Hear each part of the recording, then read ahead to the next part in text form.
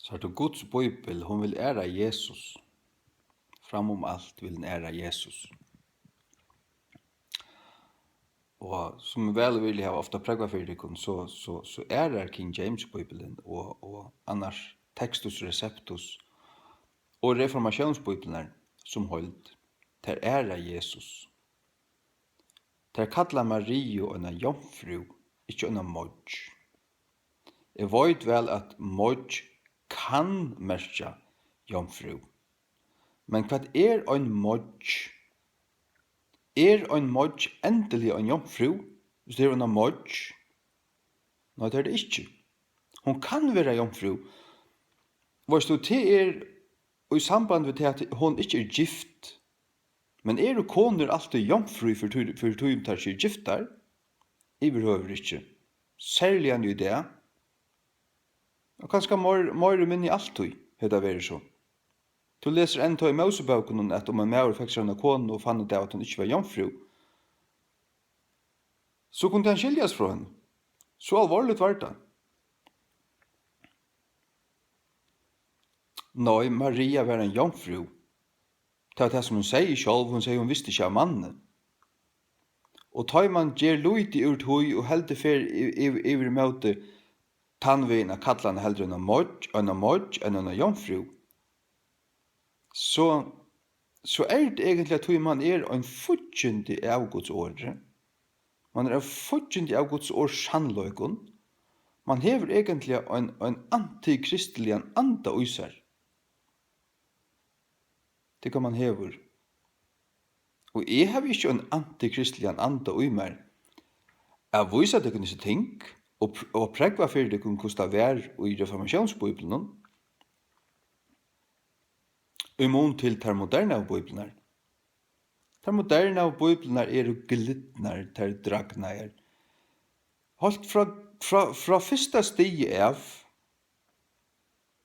grundarleie, teksteren ter tuttar etter, er ikke den rette teksteren. Han ber tog ikke den rette andan visser. Jeg vet at han ber til å bli frelst rettedommen. Det gjør det åpenbart. Men det er bare også til å bli frelst uten akkurat bibel. Bare gjør noen vittnesbord eller en traktat. Men det gjør ikke til å lukke av til åndsjes at til lukke mye. Eller det merker ikke til å lukke mye hvordan akkurat bibel er for tog. Bibelen skal være fullkommen. Tog hon er hakste mynteløgjen. Hon er det som vi eter dagliga til okkara andlig føye. Og hon er det som høyla i anden skal bruka. Tog må hon være så funt stidla at hon må være fullkommen. Og her er det at man i reformasjonen løyda til røynast og best og handritene fram, og grødde og funpussai og rønsai og edlai, inntil man kom fram til King James. Og hon stender. Og hon er, altså allar nudjar bibler meta seg ved King James, og allar er i møte King James. Det er ikke møte hver er her. Det er allar i møte King James. Det sier mer til at annakvart er allar ratt, eller King James ratt. Og jeg skal si at God hever ikke negvar motstrøyande tekster. Det er så moderne av Bibelen det er motsier hver er her. Det er fer alle mulige veier. Men det er gamle er så øns at det bare pekker ut til ting her og der som brøter fra, men annars er det bare lyka. Tog man hei en grunnleggjande viring fire kvarjon åre, kvarjon setninge, kvarjon poenge, hvert stendur her, hvordan føra vi dette iver til okkara mål så nær som det iver høvor ber til. Det er så løs man hoksa i ta. Og til vi togjarstallen er vi gjørst før King James. Jeg har sagt det før, at det kommer omgang tog. Det kan du bo i alder. Det kommer omgang tog. Og en rattare bibel ut av førskon, mer avlytande, punktlig og precis, neiv, biblia ut av førskon, enn King James er. Og nu ligger den ut i netten. Hun ligger ut i KJVF, og du trøster at det svarte her, svarte bøkene åttast til venstre her, så ender opp FKJ under, så poppar den opp, så kan du lese den. Du kan downloada den nere telefonen og ha den litt kjent her, og åpne den, eller går man inn i iBook og alt det her, løyde her. Det gjør jeg. Og jeg vet at hun er rødt. 100%. Jeg vet det. Gott stottligt alltså. Ja. 100%. Allt ska stottligt. Och det är inte i greksta gera. Jag syns bruk för grekskon, i hebraiskon, näka som helst. Inte. Det är färdigt. Det är upprätt. Det är ju till. Grundläggande texter finnast, men det är omgående funnest jo. Fyrsta gamla testamentet som var av det røyna teksten om prenta som øyn bøk, ta ble prent i 1500-tallet. Og her det var det røyna rutler, ankra var løsende feilande. Her det Benjaim teksttradisjonen, eller teksttypen, som den røyneste. Her en annen som heter Ben Asher, som bryter fra. Ikke så nek, men det er en masoretisk tradisjon, men hun er verre, det sier jeg, det vet jeg. Ja. og det er underliggende for King James, og Textus Receptus, Nudja Testament, underliggende for King James, Nudja Testamentet, og det er alt det rette underliggende for første King James, ta hon bara lägger sig bara så pent och så snögt om man har enska King James. Alltså hon är bara akkurat lika. So what you see is what you get. Det som ständer i enska, det ständer i förska. Vi tillsvärande åren så när som görligt. Inte manglar, inte lagt att rätt. Nej. Det är det inte. Sjálvan det hei du løyde etter til samlega talen av åren i King James, ensko. Så er det over i 8 tal. Og hei du løyde etter samlega talen av åren i første King James, så er det over i et annet tal. Men det varst du vel. Til dømes because det er av to et, her er du 3 år. Og before til annakort frammanfyre, eller frammefyre. Det kan være sund ut 2. Så at i sommerføren hever du kanskje 2-3 år for samme år enskon, men onko du kanskje hever engst 2-3 år, men for 8 år av føreskon, kanskje kommer tankerne hva døm jo til på nå. Men det er så. Det er så. Ja. Hvis du do 2 mål til fullnar, er du engst til fullnar og føres til fullnar, så leser man og pette, og en strong av åren, 2 år, 3 år, hva det er? Ja, det er hatta. Du hever alt på plass. Er det hatta, og imot til hatta? Nei, heldur hatta. Så er det du setter tingene opp med hverandre, så vel du te ratta. Og det er så løsende at alt er alltid ratt. Er det ikke til, så tvingar du det. Du skapar det. Og her har vi lært Øslands til fullnar. Jeg vil bo i Øsland i 6 år. Her lærer jeg fra tog. Jeg lærer fra norskon, svenskon. Jeg vil lise søvna til norrøn at du klarer 300. Jeg kjenner norrønt, ordnorrønt, gåtist. Jeg kjenner smalen her. Ikke til fullnar, men jeg har hukte på det og skilje innan sammanheng ut. Ja. Togst leser som ongan ting. Jeg har lært frankst til 5 år. Nok om det. Men ja. Nei, en jomfru er kvart Maria var. Hon var ikke jo, hon var en modj. Det var hun godt nok. Men kvart under er ut høy at en modj vil vi baden. Modjar vera vi baden antla tøyna. Hva så torført vi trygg på en modjarføying? At det vera modjar vi baden. Hva ta nøynast av det? Undri at en jomfru ver vi baden. Gjemmer kraft, Jakob Dahl og Victor Danielsen tykkara lost enda klottar. Og det stendur òstin kjøy Jesaja 14:6. Eller det 6:14 at så at jeg skal gjøre til tekin. Her stendur modjen skal være vi bad. Men her stendur King James, a virgin shall conceive. Og en jomfru skal ella fram, stendur først King James.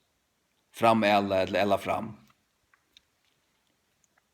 Det vil si at være vi gittna og så vekser baden i løymørene. Det enske året conceive til bæge være vi gittna. Sørst du, en kona i prinsippene kan ikke gita, en feir gitur, men en maur ber i heim, men ta det stendur conceive, så det være vi gittna. Det men studerer du enske året conceive, så det fra gittna og tilføying. Ja.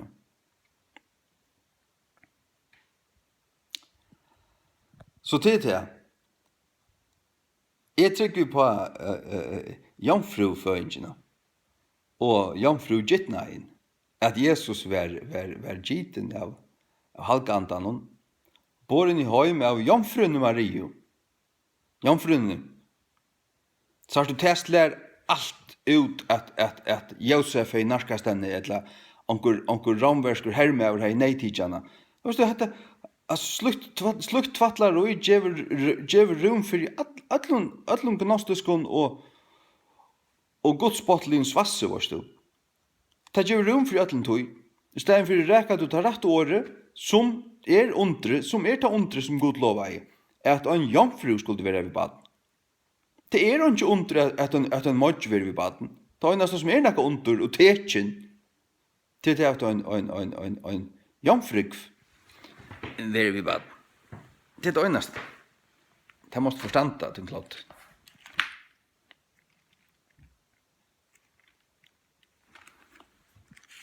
Bøya mer.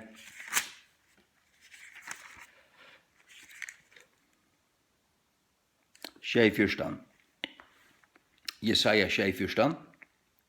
Therefore the Lord himself shall give you a sign. Behold, a virgin shall conceive and bear a son, and shall call his name Emmanuel. Og Matteus kapitel 8, som citerer dette verset her, i samband vi til at jomfruen Maria var vid baden, det til at han utlegger Emmanuel som at til a merkja god vi okkon, god vi okkon, god vi okkon. Hør du? Langt av først du blæser i Nya testamentet særlig til at da Jesus kom, så kom god til okkara. Her skal paven danse med ånden slinke for i valsen, og det kan si at det kun. Og til da finnes det tver helvetes perversjoner av Guds åre. Mitt ut av først og tjående alt, og det da sleve ut av dem, og nå at det finnes Guds bøybel, og det skøyte av det.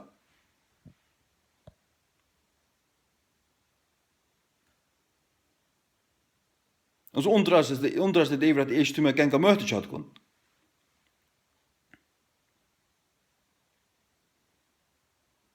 Det var koner til pastorer, akkurat som ikke koner til lærere, som Guds år svarste på kvitt nok derfor. Og så bruker det perversjoner av Bibelen, som du vel vet perversjoner. Og sånn tid som har vi med, tid som jeg kjenner her, og noen til, og sånn alt tid rundt av, tid vet vel av det. Og så lurt at dette med å vite alt, men det er ikke antlig årste under til at takka støve ved noe som helst.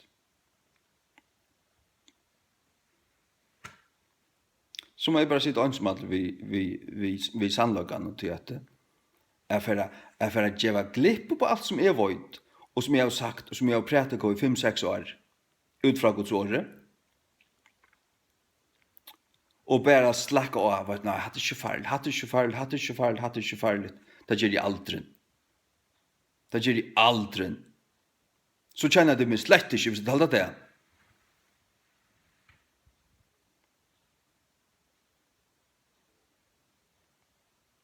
Nå er jeg på en dans med vet hva jeg har. Jeg vet hva jeg har. Det er bedre. Altså, det er ikke, altså her er ungen slupper ui til fullkomlig rimmarfast.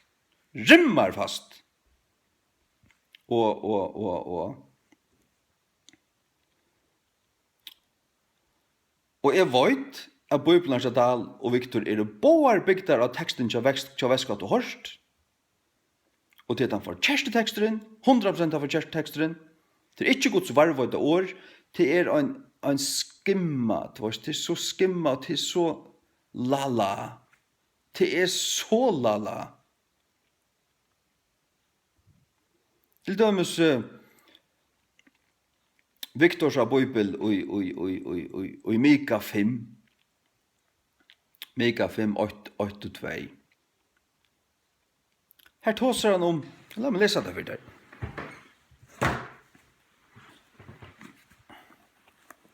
Her sier han til at Jesus hever en oppruna. Jesus hever en byrjan. Og til vita det vel. Jeg har fortalt ikke det før. Og til det var ikke nok styrke nok vilje ut til at riste etter lort i avtøkken.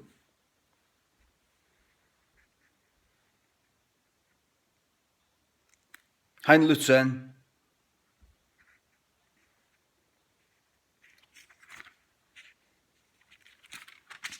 Det er gjeld og lort enda drumpar det der. Fullkomlig gjelder er dit.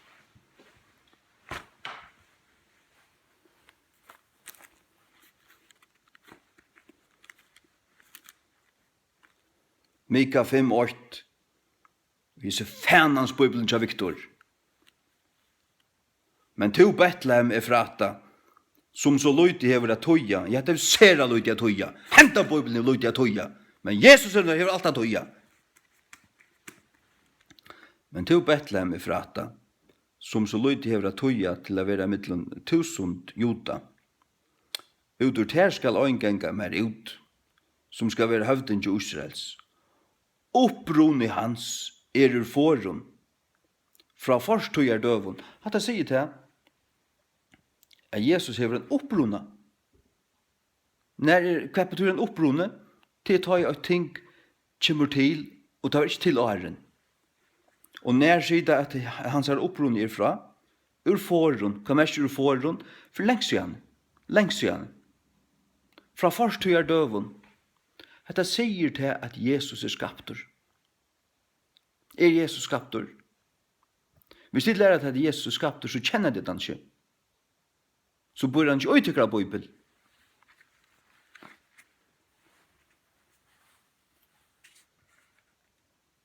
Hvis det verger etter her, at når det høyre etter her, så er det fullkomlig kokbytter. Og de vet det. Men det var ikke styrke ut det kun til å røyse opp og standa det i møte og rista det av det kunne si at her kan ikke brukes mer. Det lett ikke ut det. Det er blind for deg, sånn at de sutja det og høyre det. Opprone hans er ur forrund fra forstøyer døven. Slukt Guds spotteligt, devil rent, helvedes impregnera svass og lign. Det er hva det er, altså. Det er akkurat hva det er. Og folk at når man leser så for dem og forklarer dem hva det er mest, og man sier dem at det er ikke rett, og så leser man det til rette som det øyre være, de rister det av seg. Og de røyner at rundt av her, og snakke om kærløyga og tålsem og alt det svasset her. kan ikke brukes til en hundans Hatt det forkjærst. Hatt det lign. Og i Bibelen kjær Viktor. Det hva det Guds Bibel, King James, han sier så. But thou, Bethlehem Ephratah, though thou be little among the thousands of Judah, yet out of thee shall he come forth unto me, that is to be ruler in Israel, whose goings forth have been from of old, from everlasting. Hvers utgångter eller utfæringar hava væri ur forun, væri fra ur forun, men så spesifiserar han ur forun til lengt siden, men så sier han from everlasting. Nå, han kom fra avløgan, nyer her, og han får oppater i avløgan. Ja, så det Jesus. I Bibelen så Viktor, her kan det ikke være Jesus. Dette Jesus, så det en annan Jesus enn Bibelen Jesus. Det vil gjøre dere skilja. Og hvis du ikke kan feisa det som er fakta, så som det så det ikke galevitt der. Galevitt her. Tyk hva det Det er ikke galevitt der.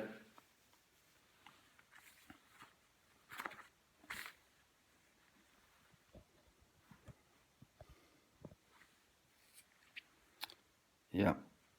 Jeg må ta et annet døme. År 2008. Det har vi snakket om før. År 2008. År 2008 alle kapitlen han om Jesus. Han handler alle om Jesus. Ta vita alle av som leser alle kapitlen han om øyn som vær vi gode feir til god feir skapte. Og god feir skapte, vi brukar honom, og vi hjelper honom, tar vi sammen. Ja, men det Jesus. Og han vil kalla av her Guds visdommer i år 2008. Og i 4 Korint 8:30 stender at Jesus Guds visdommer. Ja. 4 Korint 8:30. Jesus Guds visdommer, så vi vet at det, vi kunne prekva det ut fra Nya Testamentet, ja, det Jesus. Så kommer han til vers 22.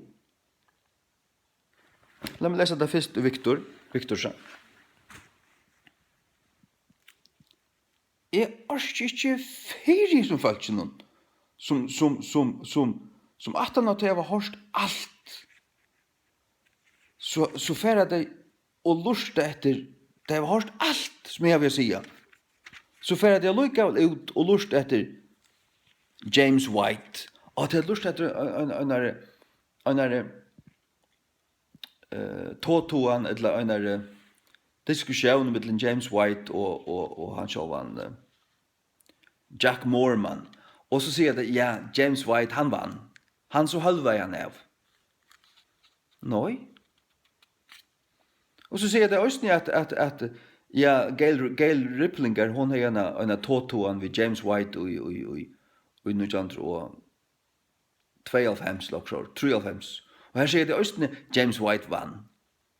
Her det bare sånn at James White så snifuntur. Og då så vel skåren for tungebanden, og en doktor, lærdur, og klaukur med over, du vet. Men djevelen øyran. Djevelen brukar James White.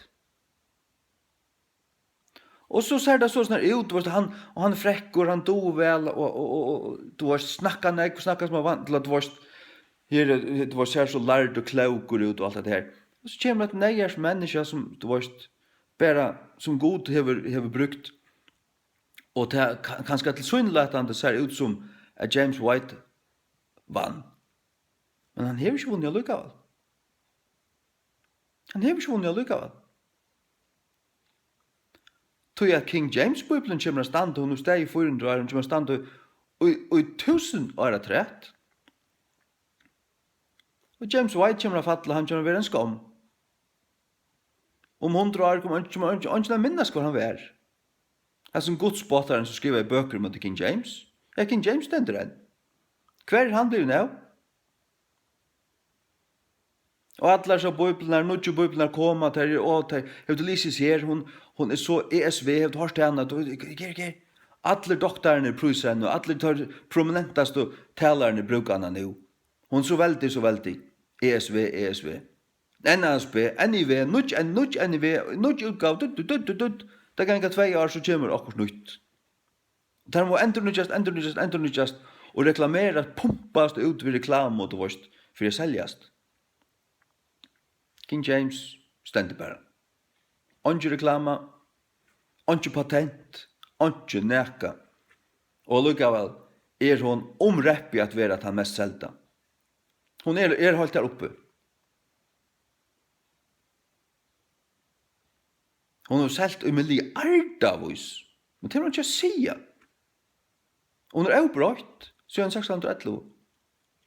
Og hon kom ikke til ta, hon er en fin pussing av ta med Bibelen som var åren, først å lese Geneva Bible og Bishops Bible og William Tyndales av Bibler, så er så særst du King James Bibelen oi her, tog at det var tøyingar av textus receptus og masoretiska teksten Ben Chaim, tog teksttypen, tøymon handrytnen her, tøymon rødt og handrytnen.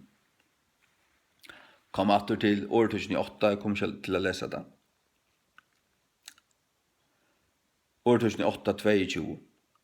Her stendur skriva om visdomen som er Jesus, og disse her biblene som det kallar, og Gazareien altså. Så Victor Danielsen, Babsnon, Victor Danielsen, med skapte Herren som sitt første verk og i forhånd. Så her står atter her at her og i forhånd, akkurat som Mika 5:8, og i forhånd, med skapte Herren som sitt første verk og i forhånd. At det er falsklære.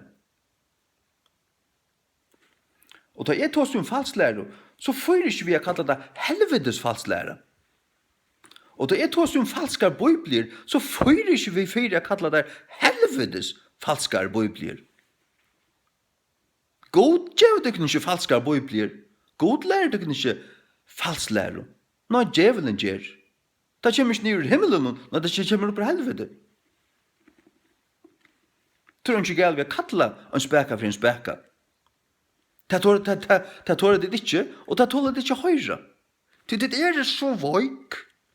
Det har man ikke så anka substans ut i det, og ikke stål ut i det. Han ljauter.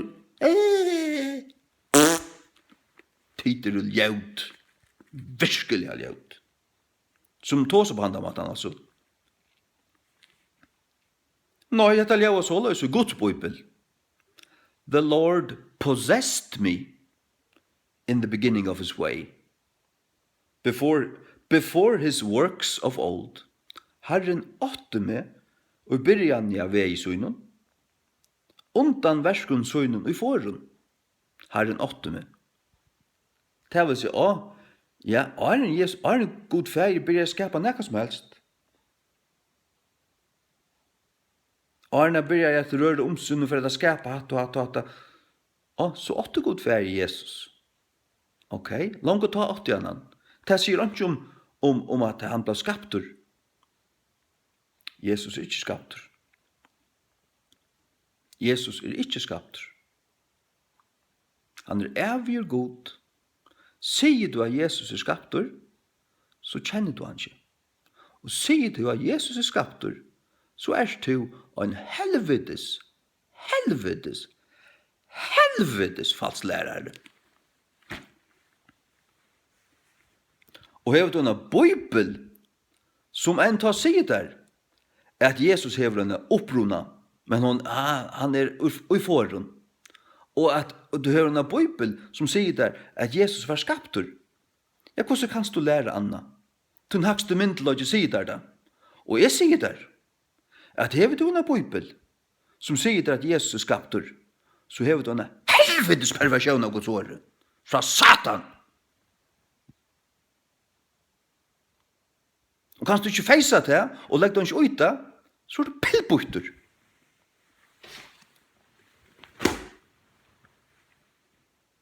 Og det er støvan om land i alt. Det er støvan om land i alt.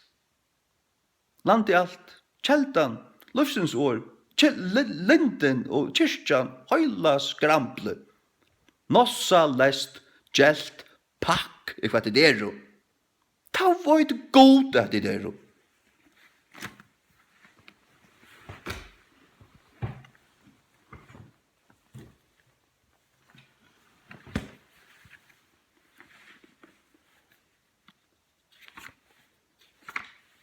Ta jeg sier det,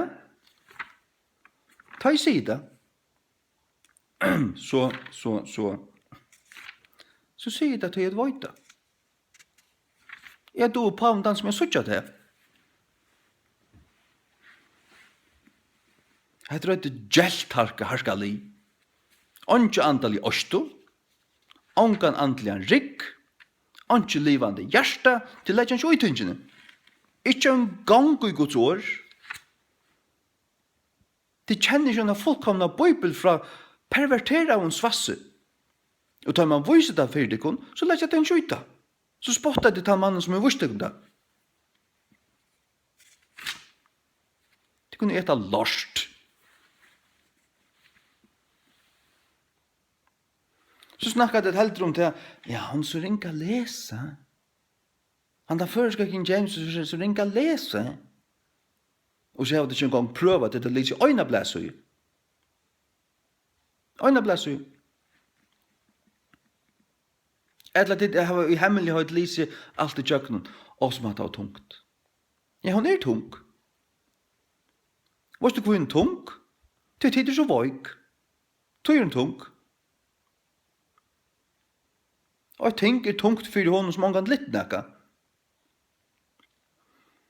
Men trener du det, du leser ikke annet utan det rette, enske King James og føresko, du lytter til og lytter til og lytter til hva det er. Så blir du sterskere. Og sier alt hit, hva det? Altså, så hikker du her, og hikker her, altså, du spurtlåst ut, og sparska det til helvedes, og sier at det er en helvedes bibel. Og det er det. Helvedes bibel. Helvedes bibler fra Dale Victor. Har du med?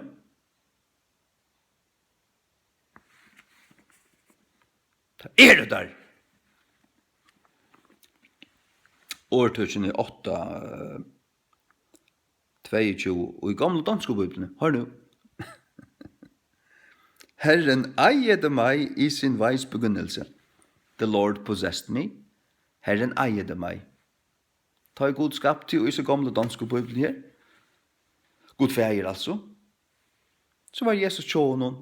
Han har alltid vært tjånen. Han 80 han langt. Hvis du øyer røyt, og du er avgjør, så kan du alltid ha 8. Og det er tilfeldig. Tja gode. Og Luther sier så, det her hatte mich. Der her hatte mich. Herren heime. Det er ikke rett. Det er løsende vi så inn av, men det er innanfor en røymelighetsgrønso. Bibelen er så Dal og Victor er utanfor røymelighetsgrønso. Fullkomlig utanfor.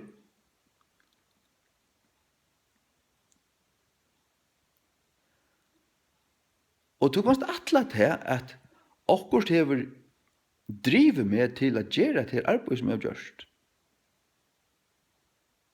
Det kostar meg 20 band. Det kostar meg 6,5 liv av munnen, 6,5 år av munnen liv, bokstavlig. At til fullnar. Jeg har sett 6,5 år av munnen liv til at det er fotlatøy. Atla mine frytøy. Hvert et øyneste kvöld.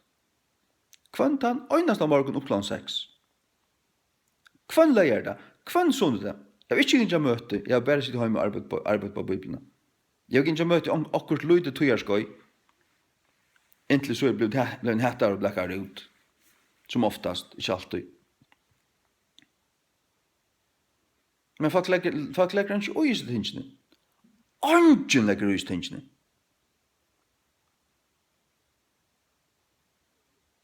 Jo, det sier at jeg vet at jeg har rett. Jeg vet det. Og jeg leser Østen King James, sier det så vi kvart. Jeg sier, ja, men altså, hun er tøytelig først. Så sier det ikke. De vil ikke lese henne, til at sagnordene har te i endan. Sagnordene i øren personene har te i endan. Du skammast deg ved å lese henne.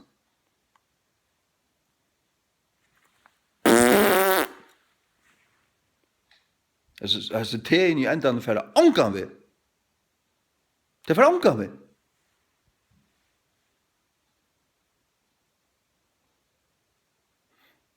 Øyna for fristi er lukka som til en 2 år siden, er fristi, har vi gjort rett. Jeg får ivast. Men ta jeg fikk det fra halve andan og en av nottene. Jeg sa det. Det var hatt hva jeg skulle gjøre, og jeg skulle innføre hoksand i hot. Vikka en inskis hot, og framtøyer mal, og jeg landet der fra Øslandskon. Og du skilder vel. Jeg snakker med folk som har lyst først King James, alle min jaknon. De sier at det skiljer alt. Men hatt sned og mal, sier de. Ja, det er sned og mal. Det er det, ja. Hatt det tignar mal verdut til Bibelna. Lukka som mal i enske King James er tignar mal verdut til enske King James. Så er det vi først King James. Det er det. 100% lukka. Det rikker vel. Ordentlig vel. Du er bare ikke hjertet til å sette deg nøyt en gang. Du er bare hjertet til å spotte og være bensjen og som kan andre sige. Det kunne jeg ta lort. Du skal kjenne sannløkene sjølver og standa vian. Kosta hva det kosta må. Eller er det ikke gjørder av rødt og materiale? Slapp svans. Greit hødd, slapp svans. Idiot. Andal idiot. Nossa leser idiot. Hva det verst?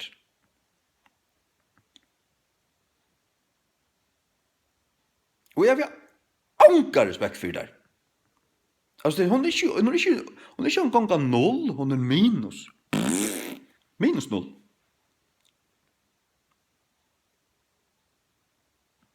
Så kan du si om meg hva du vil. Jeg fløyte jo av det. Herren eier du meg. Hvis du sier hatt det ikke over å sige, må god refsa det til en lorstenda drumpor. Hvis du sier hatt det ikke over å sige, må Herren slå av det til en devel.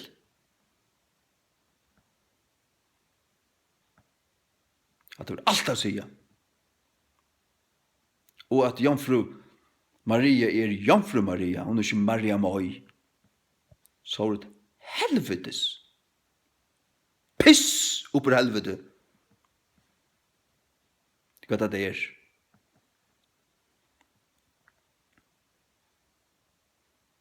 Det er vel til å ja, er det virkelige forsyntaver inn av det.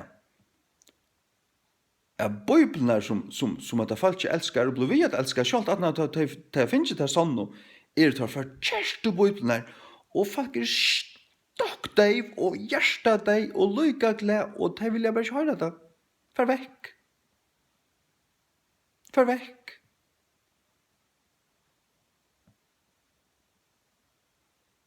Det er ikke synd i deg.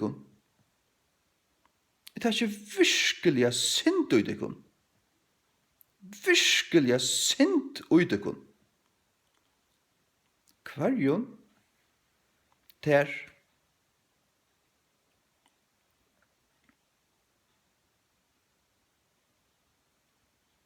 takk først King James fram og les en kapittel. Hva skill du ikke gjør?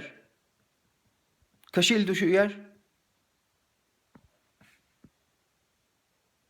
Er det norrønt? Er det østlengst? Er det engst? Ja, det først.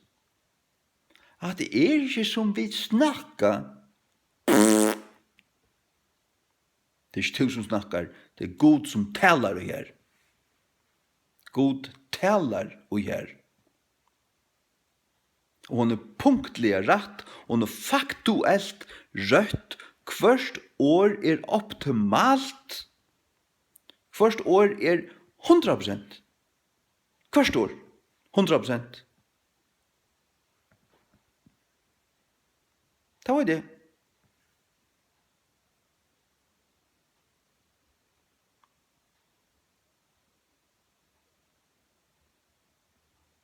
Og jeg trykker vi ikke nekar og i landen klarer jeg prekva meg. Klarer jeg prekva meg i møte.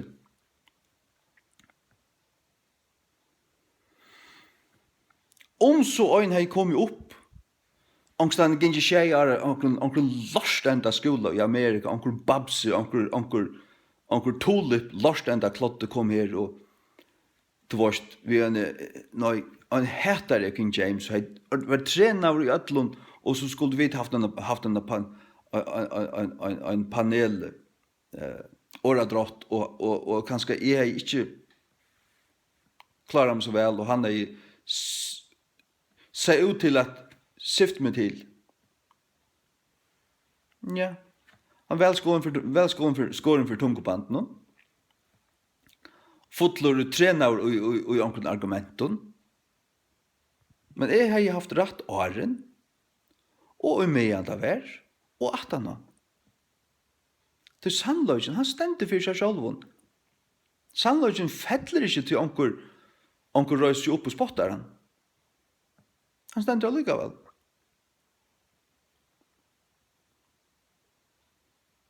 God over 8 en røyna bøybel, ødles i åren, østen i 20. øld. Atles at høy som vi har haft tver kasta skittna ronotar perversioner av en bøybelen av førskånd. Og det var ikke vi å gjøre ved at ja, man hikt her så vel åreier, velskriver, poetisk og alt det her. Hikk, selv om det her var der ankra sårne kvaliteter, ankra sårne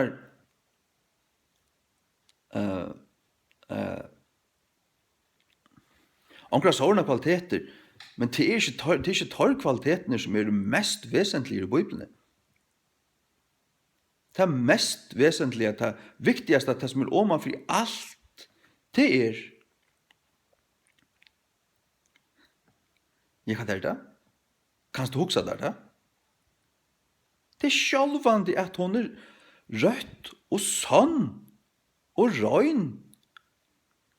Og ikke løyer, at hon rekar plett fyrir hvert punkt, hvert år. Da du leser, så leser du 8 år, neste år, 3 år, 4 år, 5 år, 7 år. At du rekar, at hon er dung, rødt fyrir hvert 8 øyneste år som fyrir for vøy, altså. At hon ikke rekar bare rett 3 hvert år, 4 hvert år, altså, og du fast noe som holder myndene, at den er nok, komme ut av meg vår. Nei, det er paven dans som ikke rett.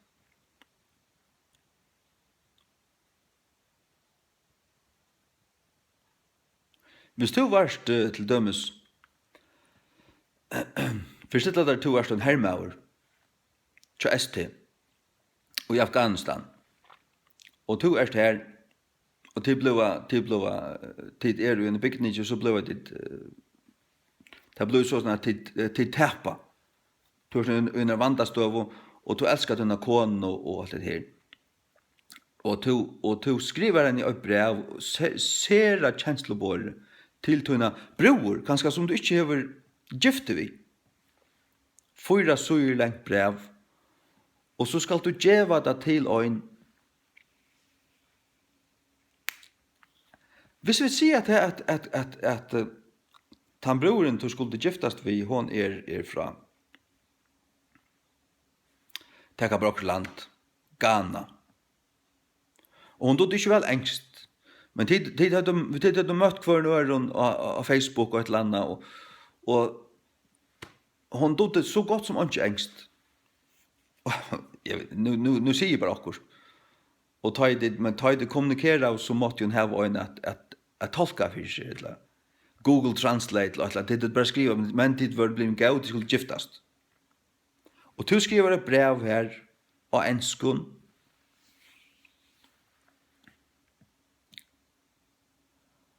og du sender det til ta bygdene, her som hon bor. Kvann, altså hei du ikke vilja senda til ein som du lyder av, ein som fyrir djeva kvarjon åre gator, alt, at ein til ein som ikke bara, du veist, latt det, og så til endalige brev er bare, det som hon fyrir tutt, lukka som, utjøkna en person, at det er bare, nøkelunda. Og hei du så finner han at tutt at til engst, så hatta sier slett ikke, hatta manglar, hatta var slett ikke det som er mønte, nei. Du ville kjent han personen som skulle tøya det for tunne bror. Så jeg tror visste det at han skulle nått for å dodja. Så jeg ville give det til en person som var så samviskusammer og gjør det så punktligt og gav kvarjen åre gator til at dette var tutt. Til en sørste kommunikasjon vi tunne bror er det døye. Så leser jeg Bibelen. God til skrivende og jøkken høylige menn, tar vi drivner av halkandanen, all skrift er given vi uiblåster av gode.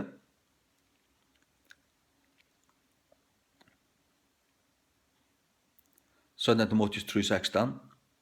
Drivner av høylige andanen, ja, 4 Petersbrev 8:21. Og Jesus sier at himmelen og jord skulle genge under, men årene tja mer skulle ikke genge under. Årene tja mer skulle ikke genge under. Årene. Det er ikke bare de årene som Jesus taler i. Nå, til alle evangelien som vi da finner nyskriva i, og til brøvene til Paulus. Paulus var Jesu Kristi apostel, kattlaver, utvalder. Og en grunnlegging vel der enn der. Jesus kattla han av ved til Damaskus. Og gav honom brøvene. De blevet til en stor part av Nødja testamentet, 13 brøv. Paulus og Østen skriver brevet. Det sier du bare King James. Det sier du ikke i djevelsens perversjonen ur Alexandria. Her ser det ut som en slags kjærk for å skrive brevet. Men i King James sier du til at det er en maver som er fangsel. Og han skriver han nevner ikke navnet Paulus, men du sier at det er en maver som er fangsel. Det er at du samkjensler vi mer i bonden munnen. Her sier du til Paulus. Her sier du bare King James. Du stender også the epistle of Paul to the Hebrews. Ja. Således er det fortjent av Guds åre kommer inn og Asjans øynefors. Og tar det ferdig ut atlastan. Jeg skal gjøre og tar Jesu ytter. Tar av inntidje ta vøyte. Tar av inntidje atler tar hakt og læreståndene i Europa. Det er særst i imsum bøkene og skriftene så tar Jesu ytter noen sjalvun. At har infiltrera langt i Asjans og forsen at har infiltrera 100 læreståndene i Europa. Infiltrera. Og du vet, tar i futjen der, tar vil hava falsk, tar vil hava Bibelen der og falsk og alt borstur fra til røyna sannlagan. Du tar vil hala falsk undrat og pavan, undrat falska trygg, babyloniska patrygg, tilbjana Marie og bønner fyrir halvdjumannen og avlat og jottan av syndom fyrir en avflastum presti og atlan fænaskap.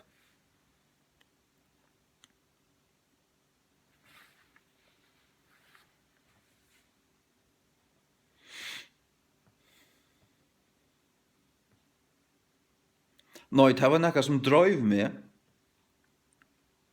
kvarskvalt og kvantøyma er sita og sita og sita og sita og sita.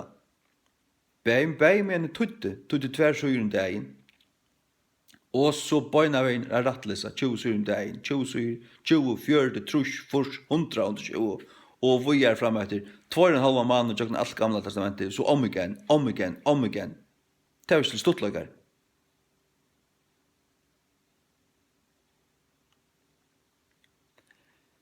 Jeg snakkar jo om teg i endan av sagnoren og i øren person i øyntal. Nu tog ta tog. Det fikk jeg fra alle andan at skulle innføre det.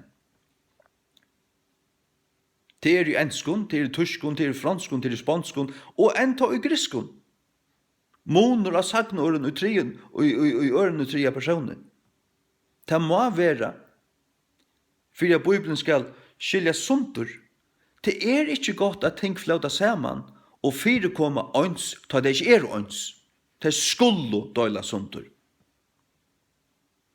Og jeg får så løyta her at det har funnest, bara lukka som frøyelige kan man hugsa seg at det har funnest, men man har ikke preg for det, at det har, kanskje som man fyrir atter til, jo, da man kommer atter til, her som norrønt renner saman vi old germanskun, så er det, så det er i malten i her, du da. Du hast, thou hast, ikke to hevor, men to hevorst. Det skal være te her.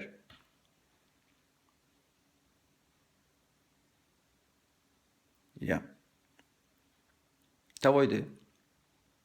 Og jeg har ikke bruk for at finne det i søvn. Her er gammelt brev fra 600, og her er det. Lukka mykje. Jeg blir ikke søtja det. God sier at han løyte meg til at jeg skulle gjøre det så gjør de det. Men så i 2013, da det var, så får jeg ivast. Og jeg be og søkte god om det. Tror jeg det er. Så fikk jeg en dreim. Trutjer høyer menn kom inn. Jeg bor i en gamle huset. Alt var gammalt. Gammalt skenkur. Alt var gammalt, altså. Fra 16-18-tallet. Det var ikke stålene, var gamle, bruner, utskårene. Alt var gamla bøker. Her bor jeg. Og det er rørtest uisen her, og tjej var. Levde ikke uisen hjemme. Allikevel, jo, til arbeids, men hjemme så var det bare Bibelen. Bibelen. Og Janna. Tar komme inn, øyn var hakst, og henne var østen høyer, tar seta seg nyer, jeg stand opp i hitje bare etter om, og han teker den gamla Bibel, han åpnar opp, her er en treskora mynd av vinstre sujo og tekster og høyre sujo. Og så var det tre her. Og så hendte det at han bryter grøyner av trenen og i bautjene. Og så teker han grøyner og bryter det sånt i håndene. Og så legger han det, akkurat som om han skriver, men egentlig var det grøyner. Og han legger det i margen og høyre sujo. Her han legger det som H-E-V-O-R-T. Og så hukte han bare på ham, men det øyneste han sier, du skal bruke hevorst. Og så fører det sted etter. Tror ikke menn. Du skal bruke hevorst. Ja. At det akkurat som i Genesis 8, da Herren kommer av vidja, Abraham og Mamrelund, Herren og 2 menn. Såst du så Herren, man kan ikke søtja Herren, sier det så. Det var ikke fokus endelig av. Jeg så et ansikt. Om det endelig var Herren, jeg tror at til Møyra, at Herren gav meg den dreimen til at som svære på at det som jeg bi om, og tror jeg det er. Men jeg fikk ikke svær. Jeg har gjort rett, jeg skal standa vidt det, lukka mykje. Så sånn er det, lukka mykje. Ta jeg vøyt, og ta jeg vil bygge, og finne ikke svær fra gode, så kan alle høyme stand og høtten og spela grep og øyla, og høtta meg etter løyven og kalla meg svekan. Der rynner ikke vi til slett av vattnet og gass. Og det er svagt å være så i egen og høymen. Men for min hjerte er det den øyneste maten å være på som overhøver gjør nekra mening. Alt annet er forkastelig til hyklarui. Er du på nekra annen måte enn akkurat det, Så først så fyker du vi mainstream og i ødlun. Hvis du fyker du vi mainstream og i øynun, så fyker du vi mainstream i ødlun.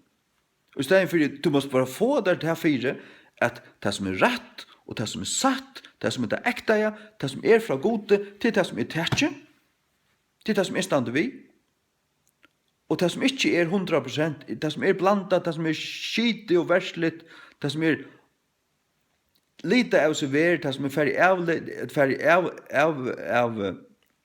løy, det som ikke ordentlig røyn lærer, det som var du tålt og sindra falsk lærer, ja, det er ikke farlig, og først å tåle, så du langt og færen, så næsta stig langer nyer. Du begynner du å dragna og ikke legger ut da, så du en gongt, ta for kjærsta veien, så dragna du mør.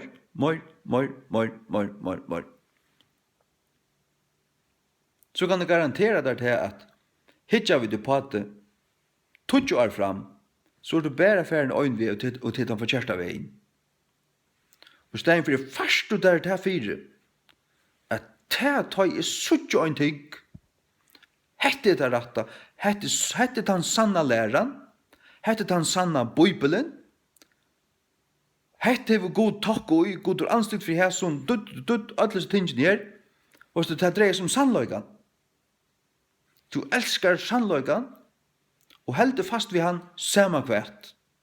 Så kunne folk standa høtten og øyle og sige, kvært jeg vilja, det legger du ikke et lorst ui. Så du i ordan. Ta du i ordan. Du ikke så du fotler skrepo.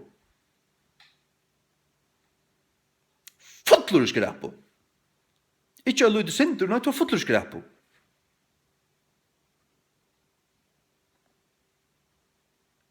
Det er bare en måte som rettur å være på til at elska sannløygan. Du skal elska sannløygan.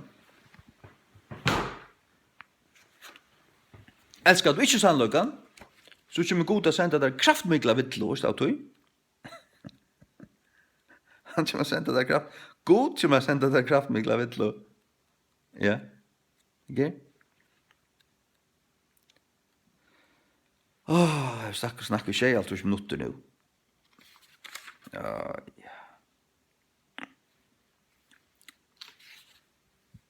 Ja.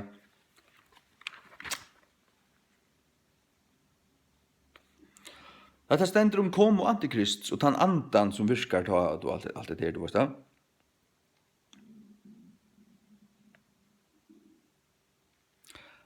Sånn at disse løvnke bra 2,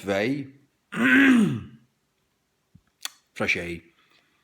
Til at misgjera løgndardømmen virkar langko. Øynans han, som nu heldur attur, vil halda attur inntil han vil bøyndur borstur av venun.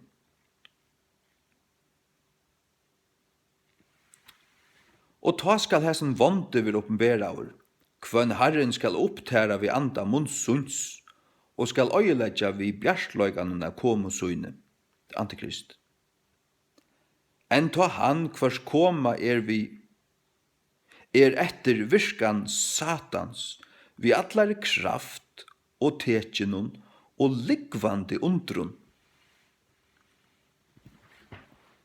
Hatt katolsk undur, som slett ikke undur, at statuer, standmynder av Marie for å bløa og tara og alt det her. Det er satanist. Og sjøvner av Marie her og gjør særlige båskaper. Det er satanist. Etter andre som manifesterer seg, og ikke annet. Og så fer alt under pavan atter. Jeg vet ikke hva det er øyta. Kenneth Copeland og Joel Osteen og at det er enda østene løyerne i Vineyard, karismatikere, alle karismatikere og pinsaratninger, alt for under pavan atter nå. Det tror man langt kallnaver og draknaver, man blindur, man fullkomlig fotler og falsklærer, og man slett ikke den samme som man var for 15 år siden. Midt i 90-tallet tar lortet i anker etter Kenneth Copeland. Jeg landet i anker bandserie, og lusta i tvåst, ja. Og det er helt sikkert, altså, at høyre han ta, som at høyre han i det, til pura på sutt. Og så her er han være, han er være byrjaur av forkjerstar kaos, men nu er han gynget han forkjerstar vegin i 20 år, og færen bare leggt ut dåst.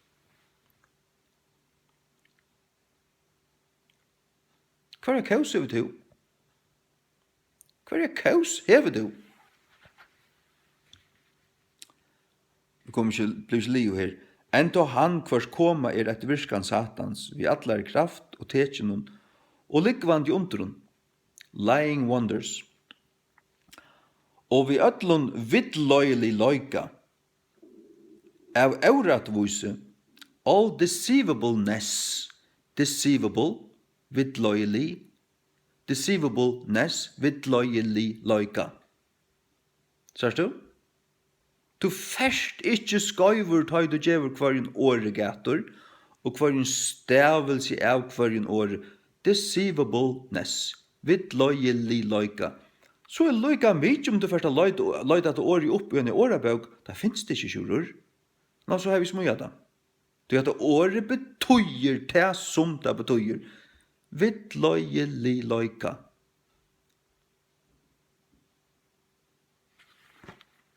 Skildu?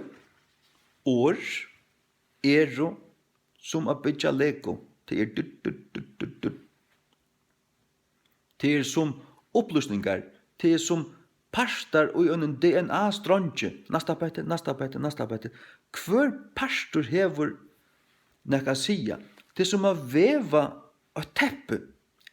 Det er alt på plass til handelen.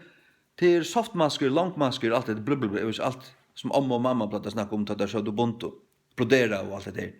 Det er allan vegin. Og vi öllum vidløylig løyka av euratvís i tøymon som glætast. Av tøy, etter møttøk ikkje kærløykan til sannløykan, etter måtte vi frelster. Tar høttu sannløykan, men tar tøk ikkje vi, møttøk ikkje kærløyka til sannløykan. Det er akkurat som det stender i Matteus 25, at ter voisu bruar majanar ter hatu lamper som lusto til å si olja ver lampunum, men så tauku der eiga olju i konnunsuinun atræt lampunsuinun. Det er du hever sannløygan, men du er lykka gildir, ja. Etter sirkus, hva kan jeg få på sjurusen her? Og så byrja du her, så genga 20 år, så er du ferdig lengt ut av tunnanus. Og så kommer anker katolskur, kleskur og fisk, teker en krøsjer ut her, og hala det til rom, så er du ferdig fra Kristi og under Antikrist. At Musa standmynder av Mario. Og krossa bøynene og anda djupt. Vi debes, lorstendanen, vidløyta, blinda i lorstendanen, debes i han. Og så videre. Hatt en vidløying? Hatt enda til å gjøre vidløyingen? Tar møttøk ikke kærløyga til sannløygan. Du skal heva sannløygan, men så skal du elska han.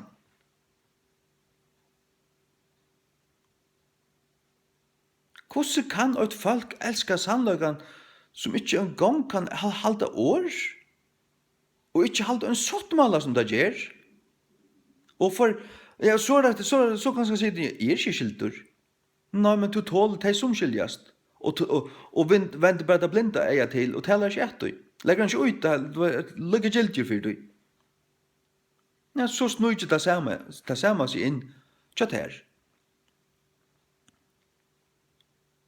Det bør ikke bety at du skal eksplodera ved hver for du hører det, men du skal ha anstikt for det hjertan, og blir du spurtur, så skal du svære rett. Uttaler du det om det nekran du, så må du svære rett. Det er forferdelig. Det lykkes spurrangon. Så er du i ordan. Først du alle kan linka, og bliva rundt av. Så blir du saltleiser, og du dår ikke til nekka enn å kasta deg ut og trakkar under mannaføtter. Kjeip sannløkan, elskar sannløkan, hev salt ut der, statt, fatar andal i nosser, og statt vi Guds år.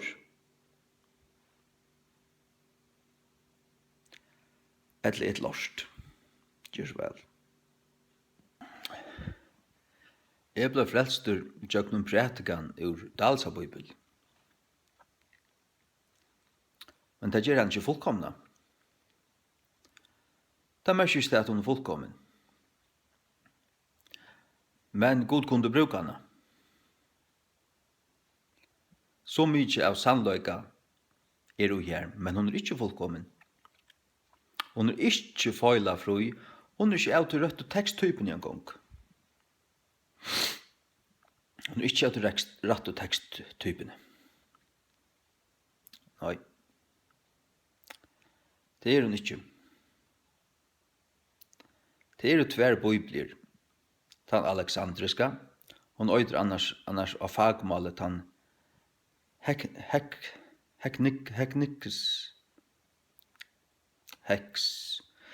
minns ikke, hekniktiska eller et eller annet. Men den alexandriska, ja. 44 handret funnet nere i Alexandria, det er gnostiskt, ikke lykkes som noe annet. 5600 høyre til. Textus receptus. Det er mest han møttikkende teksteren. Teksteren som er møttikken av fløyrtalen og oppsøkten tøyene. Her hikker du etter gamle eksemplaren av tøy og yngre eksemplaren, så er det lykka. Purasta. Det kører frem etter øynarlinjo. Og tøy gamle tøyingar av tøyteksten. Og hikker du etter tøy, hvordan er det her, manglar hatta, hva et år er her, og alt, og oppa etter så er det lykka som tekstus og septus. Ja. Den gamla gotiska, den gamla italska, og den gamla latunska. Den første latunska hon er fra 820. Kanskje hon 830. Den nästa latunska hon är så fra 300 till tar man kommer fram till katolska kyrkorna. Ta revidera där till och bröjda det. Ta det tar fjärna första Johannes 5:6 och så vidare. Och en rikva åren detta borstur. Det blir ett alexandriskt lorst. Det blir det. Det är alltså vulgate.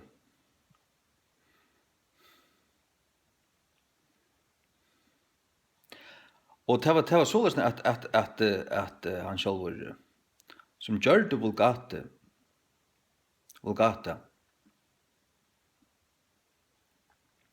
han fjerne først i hans 5:6, men han fikk så større møtstå av falskjene, det hadde alltid haft først i hans 5:6.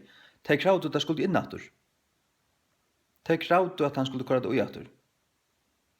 Så han själv Jerome som gjør det vulgate, han kørte det ui, og sånne, kørte det så ui. Tøy kom da vi vulgate. Hatt det mer sagt, så har vi skiltat her. Ja. Jesus er Guds øyngittne soner, til god hans fægir. En fægir ber omkant, en fægir er ikke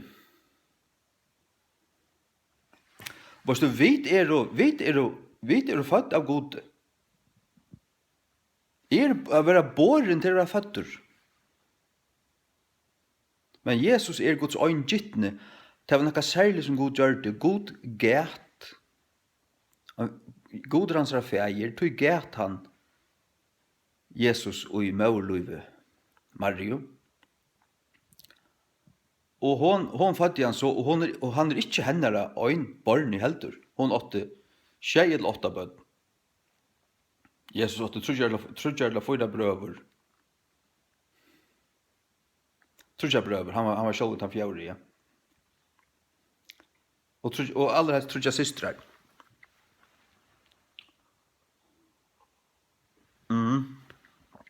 Ja. Nei, så stand rimmar fast vi King James Bibeln. Rimmar fast. Jeg vet hvor hun kvært hun Hon Guds Bibel. Og nu har jeg visst ikke nekra måneder nu jar, men hikk etter eldre innsløven, vil du sutja mer? Trus så at det er ut i vinstru som øyder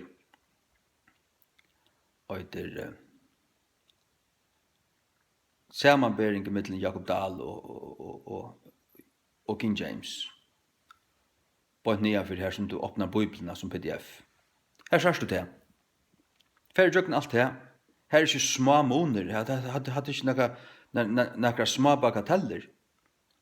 Man kan ikke si at bæg Guds år til lukka mykje, så de kan være for Guds år. Og så sier folk at to litt Guds år for høgt, to tilbyr en avgod. Og en avgod, sier de, det har vi hørt så sånt som i kveld. Jeg omgang til tilbyr i Bibeln. Jeg halde jo en ganske mussana som, du vet, hon er en musse fra gode, altså. Gau vi henne, men jeg tilbyr ikke Bibeln. Men hon er høylav. Men en Bibel som bryter av fra henne som er fullkommen, og her bryter fra, her bryter fra, her bryter fra, her bryter fra, da kan man ikke si at jeg tillukka mykje, bare lukka gauar. Du gjør som du vil, du velger bare det som det her da man best. Jeg sa om det gjør øyne kvart det, men han som vet bedre, han kan ikke si så løs. Jeg kan ikke si så løs. Han ikke fer meg til å si så løs. Jeg sier King James er den rette, og henne er det perversioner som Satan steg. Satan har perverteret Guds ord. Nere i Alexandria. Ja. Og her har vi det 2 eksemplarer av tog. Det er Bibelen til Dahl og Bibelen til Victor. Øyer Satan så ter. Ja, og for mer, og i munnen hoa, ta i han sanna er kommen. Så er god henne, og så er henne dømt der. Dømt der. Hvis god hever brukt der, så er hans signing kviler ikke å pervertere av Bibelen. Han ganske lett seg nøya vittar i en øld som han har gjort i fargen. Men han fullkomne sannløgjen, han er øyn. Han er ikke fleksibel, han er ikke elastisk. Nei, han fullkomne sannløgjen tingene, om det høyla, at Jesus er øyn gittne son av Guds, the only begotten son of God. Den gamle uslenska sier, ein geten, for så elskade Gud heimen, at han gav son sin ein geten, øyn gittne. Til þess að hver som á han troer, glatist ekki, heldur hafi eilivt liv.